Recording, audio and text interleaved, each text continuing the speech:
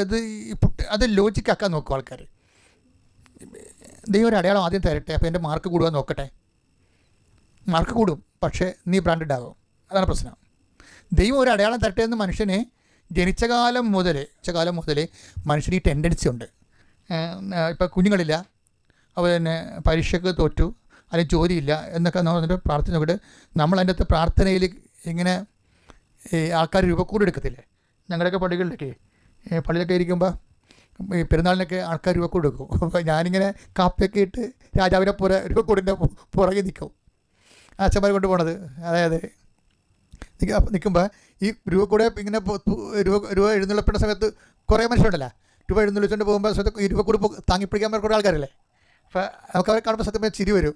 എന്ന് വെച്ച് കഴിഞ്ഞാൽ ഈ രൂപക്കൂടി ഇരിക്കണം മിക്കവാറും 5-8 പേരുടെ തുളയിലായിരിക്കും. മറ്റണ്ണന്മാരൊക്കെ വെറുതെ പിടിച്ച് ഈ ഒട്ടിച്ച് വെച്ചിരിക്കണ പോലെ, കൈ ഒട്ടിച്ച് വെച്ചിരിക്കണ അവർ തൊടത്തില്ല. നേർച്ചോട്ടം നമ്മൾ കയറി പിടിച്ച് തൂങ്ങിക്കിടക്കുന്ന അവന്മാരെ കൂടി നമ്മൾ തൂക്കി ഈ പാവപ്പെട്ട കൊണ്ട് പോയിട്ട് വരും.